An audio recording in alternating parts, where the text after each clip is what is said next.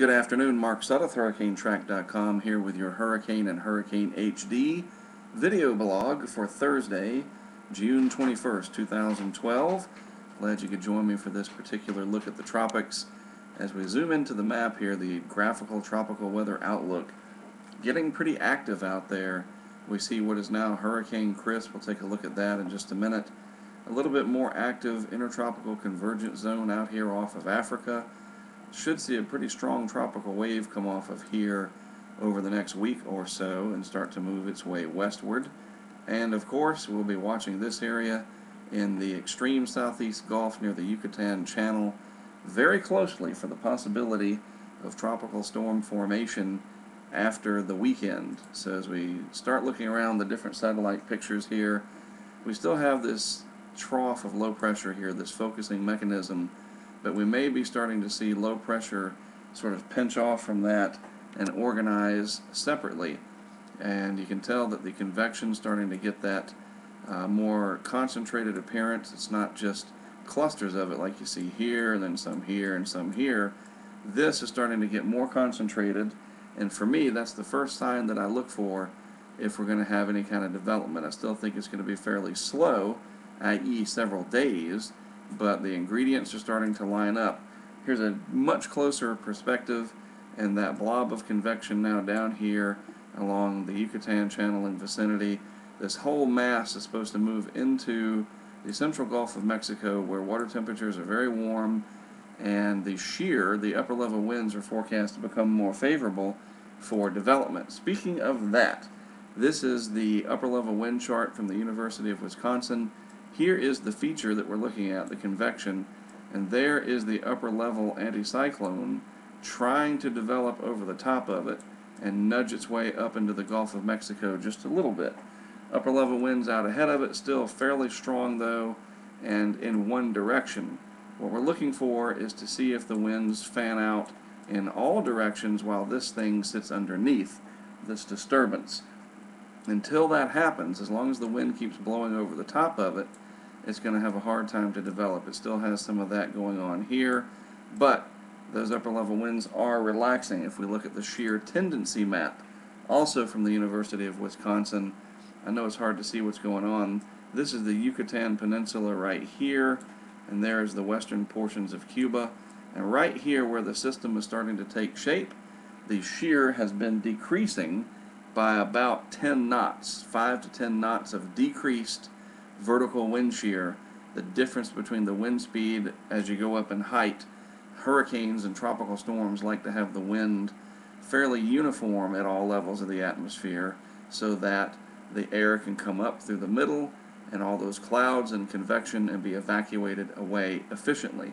That process, as slow as it may be, is starting to happen in the Gulf of Mexico, and it won't take too much for this to develop and possibly become our next tropical storm. And it would do so over 82 degree water. All this yellow in here, that sort of mustard color, is 28 degrees Celsius or about 82 degrees Fahrenheit. And right now it's sitting over parts of the loop current where water temperatures are very warm. It's not on this side of the scale, actually. It's on the other side of the scale. They just don't have it shaded. Trust me, the water temperatures right here for these purples and these purples is not 24 degrees.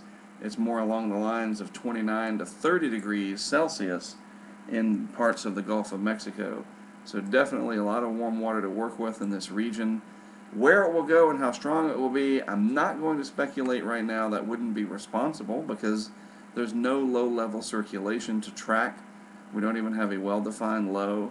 The computer models are going to suggest everything from perhaps into Florida, maybe going into Texas, and many, many points in between. We know early on that a lot can happen, and it is prudent just to keep track of what's going on a day-to-day basis, at least until the computer models can give us a better idea of what's going on, and they need a vortex or a low-level circulation to track. And once they can ingest that information, we should start knowing more about where this might end up as it slowly develops. The good news is I think it will be a slow process. That can work against you though, because it would have time perhaps to intensify. We might be looking at a solid tropical storm somewhere along the Gulf Coast. So I'd say certainly anywhere from Tampa all the way over to Corpus Christi. Everybody in here needs to keep an eye on this, as you would, right? You would keep an eye on this just to see what it's going to do and prepare accordingly. Now, Chris, I wanted to show you this really nice satellite picture from the National Hurricane Center. This is Newfoundland up here, and Chris, Hurricane Chris, the first one of the season, over 21 degree Celsius sea surface temperatures, very low 70s if I'm not mistaken. 26 degrees is 79 Fahrenheit, so 21, 22 would be in the low 70s. Wow, it really took advantage of what instability and heat energy that there was in existence over the Atlantic here. Just goes to show you, look at that well-developed eye, that sometimes these tropical systems can break the rules and do their own thing. At least it's not going to affect any land areas. In fact, Chris will probably just kind of sit out here and loop around for a little bit, and the stable, well, you would think the stable air mass out here would eventually do it in. So we'll see. We do have our first hurricane of the season, and it's way out in the Atlantic, not going to bother anybody except shipping interests. All right, I will be off tomorrow, Friday, and Saturday for a weather balloon project that I am doing with CNN to study how to launch a balloon into a hurricane. That's our side of it. We're actually contributing to their project, and it's a partnership. So there's no video blog from me tomorrow, Friday, or on Saturday. However, they will resume on Sunday as we get closer to what's going to be happening with the system in the Gulf. That'll be important. I might be able to shoot something, at least with my iPhone, and upload it. That's not out of the question over the next couple of days. But the organized studio look to the graphics and whatever I won't have access to until Sunday. Alright, so just keep that in mind. Again, I'm Mark Sudduth, my website, hurricanetrack.com. Thank you very much for watching, and I will keep you posted one way or another over the next couple of days, and then another full update on Sunday.